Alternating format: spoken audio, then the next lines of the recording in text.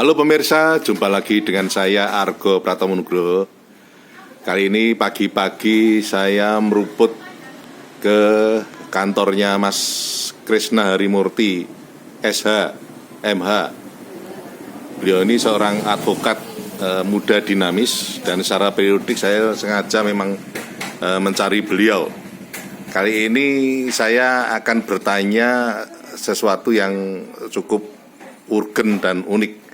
Selamat berjumpa Mas Krishna. Selamat berjumpa Pak Argo, sehat selalu.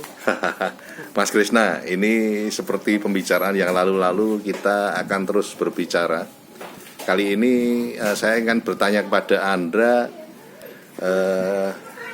Kemarin itu saya baru saja mewawancarai seorang maestro seni rupa yang backgroundnya dia seorang anak jalanan. Tapi dia pernah tinggal di Belanda cukup lama dan punya anak di sana.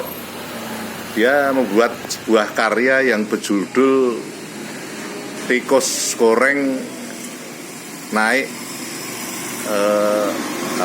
Celeng. Dia mengkritisi kondisi Indonesia sekarang ini. Lalu saya sebagai wartawan, saya berpikir bahwa saya akan bertanya kepada Mas Krishna ini. Menurut pengalaman Mas Krishna, paling tidak 10 tahun terakhir ini kita itu sudah di jalur yang benar nggak dalam pembangunan Indonesia, yang khususnya yang berkaitan kita negara hukum menuju negara hukum atau menuju negara kekuasaan ini. Gimana Mas Krishna? Ya, terima kasih. Kan itu tadi sudah ada ungkapan. Ya. Ungkapan istilahnya gambaran Pak ya. Ya. Seorang pelukis membuat lukisan yang sangat mengena ya. Ya. Sebenarnya kan salah satu bentuk apa yang terjadi keadaan di masyarakat seperti itu. Ya. Jadi kalau masyarakat itu adalah parameternya Pak. Kalau kita orang hukum ini kan kadang-kadang lupa diri kan. Ya. Tapi parameternya bahwa hukum itu adalah kita itu negara hukum yang mencerminkan keadilan sosial bagi seluruh Indonesia, sudahkah tidak? Ya. Kalau masih ada fenomena yang seperti Bapak tadi sampaikan, berarti itu memang suatu ungkapan dan kritikan yang perlu itu didengar, khususnya bagi pemerintah atau penegak hukum khususnya kan begitu. Supaya apa?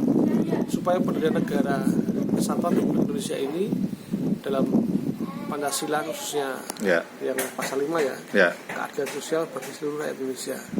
Itu kan penting Pak. Jadi supaya hukum itu jangan sebagai alat kekuasaan kan begitu, tapi hukum mencerminkan suatu rasa keadilan bagi masyarakat.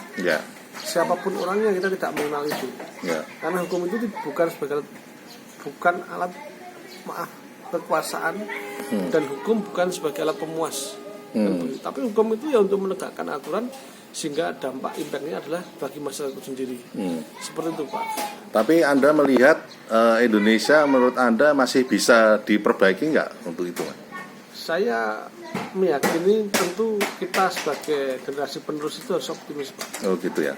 Jadi memutus mata rantai ini memang ini sistemnya, sistem yang sudah mengakar. Memang ini menjadi PR bersama. Tetapi setidaknya sekarang ini di era pemerintahan Pak Prabowo ini kan sudah mulai Pak ini.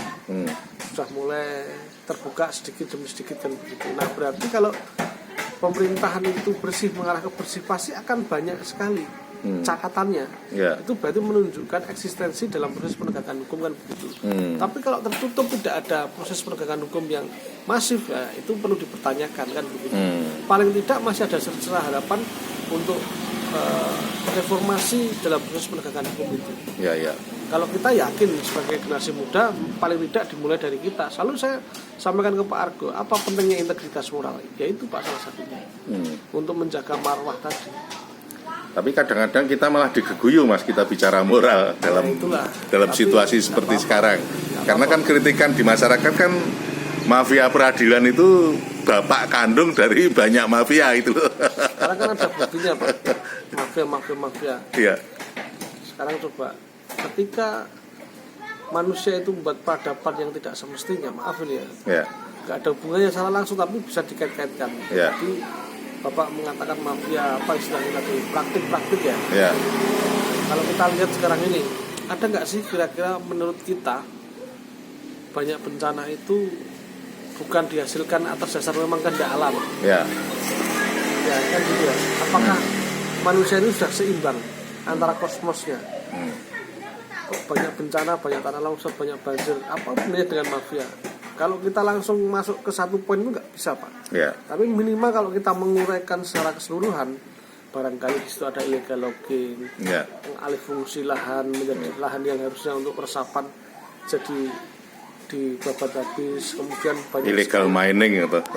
kan itu juga bagian dari mafia kan. Iya. Betul nggak? Iya. Tambang Ya. yang mestinya hutan dilindungi jadi tambang. Iya. Banyak kan. Betul. Makanya kalau kita bicara suatu keadilan itu nggak boleh hanya satu titik saja, Ya. harus lebih global Pak. Ya. Terakhir Mas, seberapa optimisnya sampean sebagai salah satu penegak hukum yang tentu saja itu di garda depan ya, itu mensiasati situasi seperti sekarang Mas? Harus optimis Pak Argo. Oh. Terlepas dari situasi dan kondisi, kan ada satu istilah begini, kita ini harus dibekali namanya cerdik seperti ular terus seperti merpati katanya. Ya. Minimal dari kita sendiri Pak. Ya. Tapi kalau Bapak tanya secara global, seberapa optimis saya sebagai advokat untuk menegakkan aturan, dimulai dari kita dulu Pak. Dari diri sendiri ya. Ini sistem Pak, ini sistem, minimal kita nggak bisa membongkar itu. Tapi saya berkeyakinan roda kehidupan itu berputar dari era ke era berbeda. Coba kita tengok zaman Soekarno, zaman Pak Harto, kemudian sampai hari ini. Ya. Kan pasti ada peradaban zaman yang berubah. Ya. Sekarang ini sudah digital, Ya. sudah menguasai. Nah, makanya perlu sekali yang namanya bahwa kita ini harus menjaga attitude, menjaga integritas itu perlu Pak. Ya. Tapi saya yakin optimisme itu dari kita nanti juga semua banyak orang yang juga punya optimis seperti kita ini Pak. Jadi kami yakin pada waktu yang tepat kehendak yang maha kuasa itu akan lebih besar daripada kehendak kita sebagai manusia seperti ini. Dan keyakinan saya Indonesia akan lebih baik dari hari ini seperti itu. Oke, terima kasih Mas Krisna. Nanti lain kali saya akan datang lagi. Karena sekarang ini kesannya bola ada di tangan para mafia gitu. Terima kasih Mas Krisna. Nah pemirsa, akhirnya saya Argo Pratomo Nugroho undur diri dari ruang handphone dan smart televisi Anda. Argo Pratomo Nugroho terus beritakan Anda yang bijaksanakan. Sampai jumpa.